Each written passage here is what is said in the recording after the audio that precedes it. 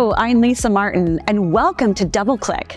Every year, frankly, every week at this point, new technology trends are tossed into the market. Some stick, some lie dormant, and some never truly emerge from the trough of disillusionment. When does a trend or a prediction become a business opportunity? When does the big idea become a benefit and deliver the competitive advantage you need to stay ahead? And when's the right time to take a calculated risk and invest in tech? We'll answer these questions and more and help you navigate this new but volatile but exciting time in business transformation.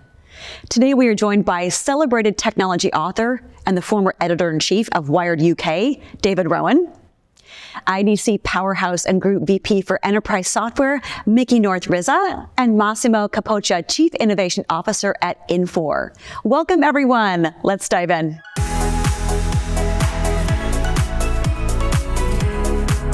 I'd love to understand how, from a trends perspective, obviously they change year on year, how do you engage end users and really help them understand which trends they should be really thinking about bringing into their business? Yeah, absolutely. That's a very important point. So let's say that there is a technology, there is maybe we need to find the applicability, and maybe we even know the applicability of the technology.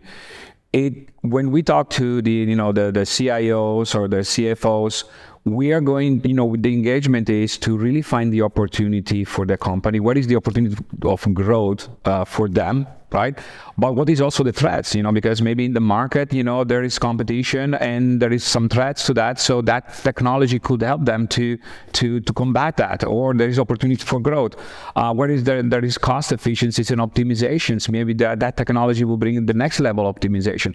So understanding that and making sure that they can adopt that technology for those goals, that is where we engage them and then work with them to embed that technology in the solution. Mickey, you are in the business of making annual predictions. How do you go about forecasting trends? Can you double click on your methodology? Absolutely. So across IDC, we have probably 30 to 40 different groups that we bring together, and we start understanding what are some of the external forces that are driving different areas of technology across the organizations and where organizations want to go. We start on this probably early or late summer. I guess it's early summer as we start on it. We bring these groups together and we start looking at what the driving forces are. We also start to understand from the C-suite, the CIO, the CFO, the CEO, the COO, the list goes on and on and on, right? What's important to them? What do they need to do to capitalize on their business, to bring more revenue in, to gain market share, to become a better competitive business in the long run? And as we know, it's all about technology and innovation, and that tipping point of where you start to leverage that much more than perhaps you have in the past. So as we start to bring this together, we start to try out these conversations amongst us. Does that make sense? Well, it does and it doesn't, but this is what CFOs and CEOs are telling us. Oh, and the operations guys are saying it's going to go in this direction. So it's really about bringing that all together. And I guess if I could give you an example, one of the things we're seeing, a lot of the enterprise application vendors are starting to bring down their legacy systems. And they've been doing that over the last few years. But the tipping point to move there, specifically around a back office perspective, has not been there because the focus from COVID has been on the front end and the revenue and the customer base. So as that has come around, you're seeing more and more providers starting to be much firmer on how long they'll maintain and support these older systems. They're putting methodologies and aspects in place to say, we're only going to do it so long. And by the way, if you want to go further, you can do it this way and it's going to cost you X. So what we see right now are these organizations, not only that have these legacy systems, not only have to get rid of them, they need to start migrating to something much more modern, something that's going to give them instantaneous information instead of having 20, 30 different steps in a process, too many clicks, too many aspects to get there. But with it, I want to caveat it with this. There's also going to be a talent issue, right? So you have to understand where the mix is from the operating expense side, how much more you're putting in technology, and what that means for your employees. In some cases, it won't matter, Lisa, because people are starting to retire. In other cases, we've got to understand what that talent shift is going to look like as a newer generation comes in and wants to use technology much more, but wants to use it from, I'll call it, an autonomous standpoint where things are served up to them and then they can make those predictions, model, and make decisions from there. David, I want to bring you back in. From your perspective, you have the opportunity to talk with so many different customers across industries. What do you see as the lag time between like the peak of the hype cycle and when a trend or a prediction becomes a reality for businesses? There's something I learned as a journalist running Wired, writing tech columns, and I'm now investing. I've got a venture fund investing in climate tech, another small one investing in health tech. So the same observations count, except if I get it wrong this time, I don't get to eat. Look for exponential curves that are in their early stages, but will have an inflection point. And I'm talking about the Moore's law concept, where a technology that is expensive and hard to access now, for external reasons, the price is going to fall, availability is going to rise. And every time you see one of these curves, you realize incumbents are going to get hit because they won't move quickly enough when that inflection point hits. But also, it's going to create trillion-dollar opportunities for new businesses. And I'm seeing those curves now in all sorts of things. So in the last 18 months, there have been amazing curves on the performance of AI in understanding spoken words, in understanding text, in generating text as well as images by themselves. But those sorts of curves are also hitting the number of space launches in the world. It's going almost vertical. Suddenly, you don't need millions of dollars to get something into space. We're just talking of a few $1,000s. And that's going to change all sorts of external industries. It's going to democratize access to satellite communication. So if you're a broadband provider, watch out. There are going to be more competitors giving internet connectivity. It's going to change how we do scientific experiments because you can do more in zero gravity, which accelerates that experimental process. So every time you see one of those curves, falling cost of solar energy, falling cost of lithium ion, which allows electric cars to grow without government subsidizing them, realize this is going to change your market. And even if we haven't yet gone through that inflection point, as Hemingway mentioned, with the guy going bankrupt in the bar, somebody else saying to him, how did it happen? Gradually, then suddenly. That's what happens with exponential curves. You've got to be ready. Got to be ready. I love that. So we've talked about forecasting trends. We've talked about some of the things that we've learned from the past. I'd love to now go forward into assessing trends. Mickey, bringing you back into the conversation. How should businesses, what's the best way to evaluate a trend for an organization and determine, should we place a bet on this? I really think the organization has to step back and say, where are we now? So what markets are we serving? What revenue do we have? What industries are we going after? What perspectives do we have from our entire organization? And then step back and say, how are we serving this in the digital world? Because this world has evolved. You know, David and Massimo have brought out a lot of great trends and where the world has come from and a lot of things that are coming forward. We've even talked about trends that haven't gotten there. But the point is, where does that organization want to go to? And how is it going to evolve in this digital world? It has to have more technology behind it and with it to help it grow. But at what point do you take down one and bring on another? How far do you go in that investment? What type of provider do you look at to help you understand what the business processes are going to be, how AI, machine learning, and Gen AI may actually change up the process, right? And then where do you come on and come off? And how do you navigate that so you start to get your costs under control and you start to look at what that future is going to be? As much as pretty much every company has a 3 to 5 year strategy and they're updated every year, and as you so politely put at the beginning of this conversation, Lisa, that it's all about the pace of change. You said, I think from yearly to monthly to daily, it's almost coming down to the minute, right? So you can't necessarily steer large enterprise, big ships that way, but you can start to plan for the future. And then it's taking those trends and understanding what that may mean to your business, poking against it to see how you can survive if it would occur, and coming up with some plans to make sure you can go forward in this digital world. Fantastic. That's great advice. Massimo, from your perspective, when you're talking with customers, how should businesses assess trends and predictions so that they can bring the right ones in that drive value to the organization? Yeah, and I I continue what Mickey was saying. They every company they execute. They have a vision, they have a goal, and they execute. An end-to-end business process. They have to serve customers. They work with suppliers. They have the employees. Inside, and so they need to find where they want to be. If they know where they want to be and where the next level of efficiency, whether we were talking about, or where they want to grow, or they want to, keep away the competition, that is where they have to invest. That is where the agenda should be for them.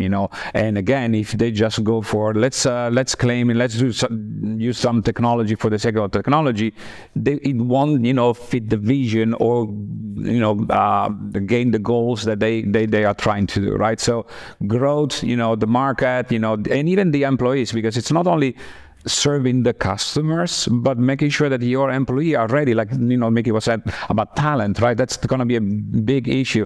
So if you have your employees ready to serve your customers, then your customers will be, served in a much better way. And that is going to be a big issue going forward, because all these technologies that we have, they have to be in hand of the new generation, and they need to be be very efficient in an enterprise software space. We serve complex business end-to-end business process, from procuring something to order something to the invoice, to the shipment, and those systems, they can be complicated, because those have multiple screens. The new generation wants to do everything on mobile. Now with Gen AI, maybe they auto-generate the order, all assembly. So this shift is going to be massive, definitely. And so, the employee aspect of and the talent, it's very important as well.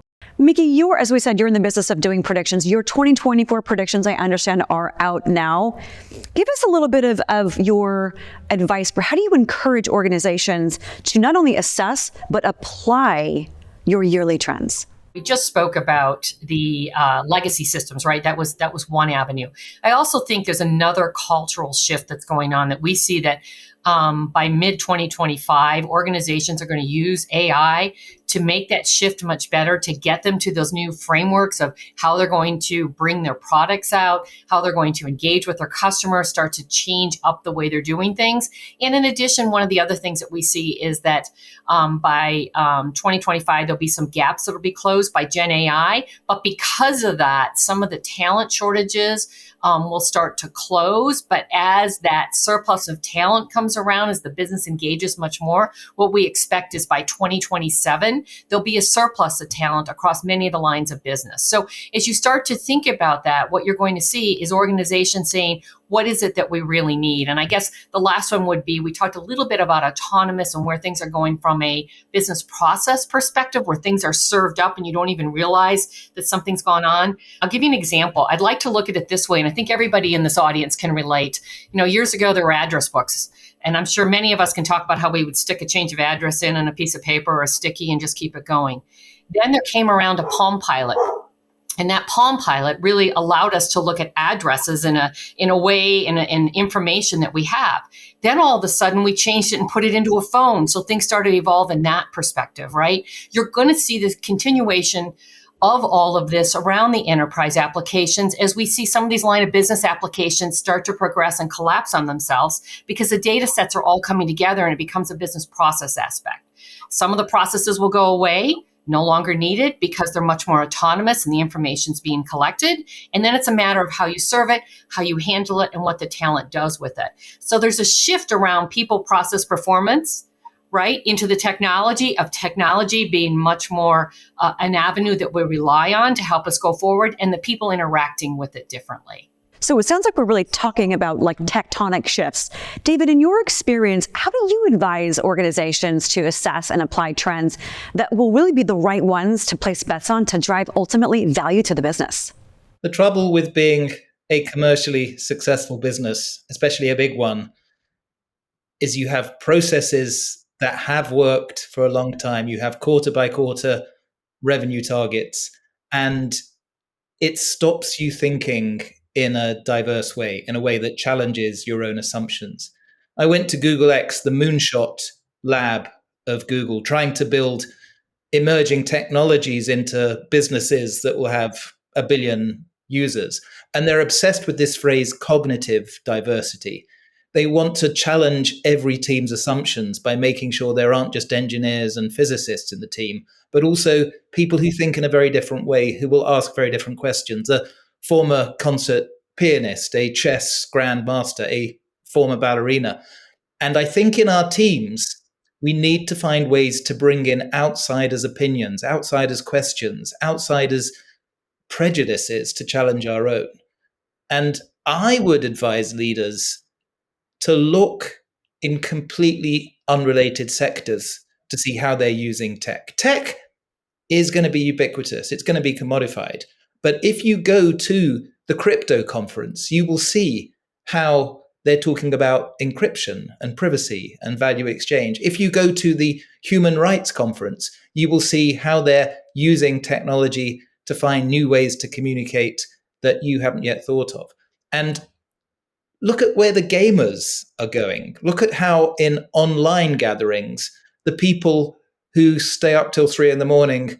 because they're obsessed with their digital avatar are spending money on virtual goods, are streaming their behavior in virtual ways, are using new approaches to the metaverse to be with 100,000 other people in a virtual world, which seems very real to them. So bring in people who think in a completely unrelated way to you. I love that cognitive diversity. I think that's fascinating and a great point. Mickey, back to you. With annual predictions changing year on year, you explained your methodology. Thank you for that. How do you advise organizations to track trends? David talked about following the curves, but what's your advice for organizations that are trying to track so many? How do they know kind of how to hone their tracking to the ones that they think are going to be the ones to place the biggest bets on?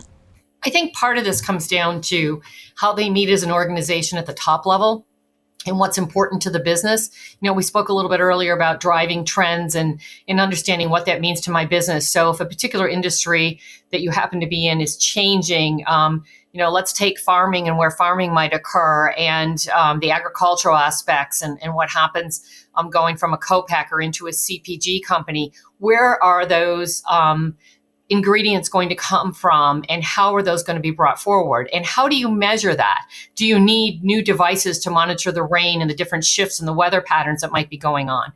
Is there some investment in that trend data that you can then tie back into what this means if you have to shift your locations of buying patterns to then bring the product into the market, right? And so then what does that mean to your business? If you're not watching that and you're not paying attention to it, you could lose market share.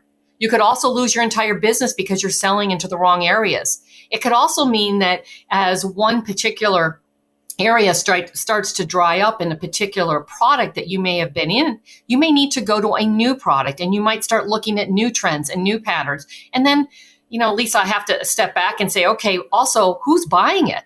This new generation may be eating something different. Kale's a big thing now. Years ago, kale wasn't there, right? So what's the next new product that's coming around where an organization wants to go? I think those are really important aspects that an organization needs to look at.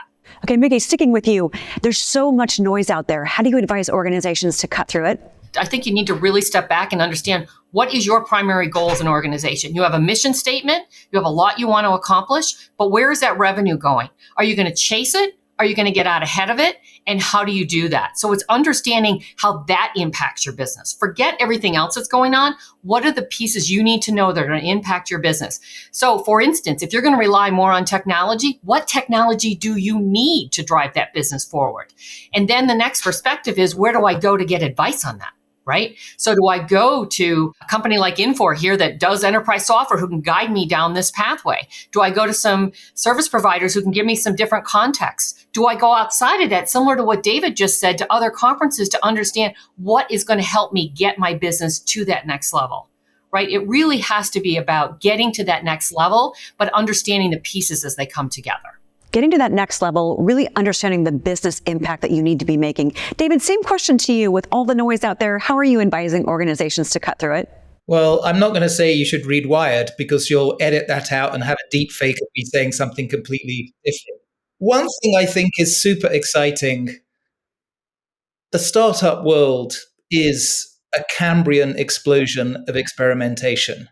And there is VC money pouring in to every sector: finance tech, health tech, travel tech, whatever. And most of those companies are not going to make it. But the experimentation on the fly by founders who have to be resilient, have to keep pivoting to try and discover product market fit, these are going to determine the future behaviors in the enterprise based on technology. So have a look at where the VC money is flowing. Have a look at a startup pitch session from an area that's slightly related to your world. If you're in financial services, go to a fintech startup event. If you are in energy or transportation, go to a climate tech pitch event, because you'll see the combination of talent, passion to solve a particular problem, the use in a pragmatic way of a technology until it's found something that solves a problem. And then you get money in, you build a team to scale. And I think it's the best newswire I've ever seen tracking what's happening at startup pitch events. That's great advice, and you have such great insight and experience into that.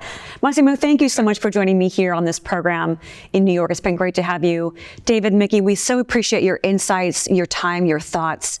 You've done a great job, all of you, of really talking about forecasting, looking back. How can we learn from the past? Assessing trends. How do we do that? Appreciate your insights and your time, guys. Thank you so much for joining me. Thank you. Thank you. And that wraps up today's episode of Double Click. A huge thank you to our guests, Mickey, David, and Massimo, and to all of you who have joined us today. Goodbye for now. We'll see you next time.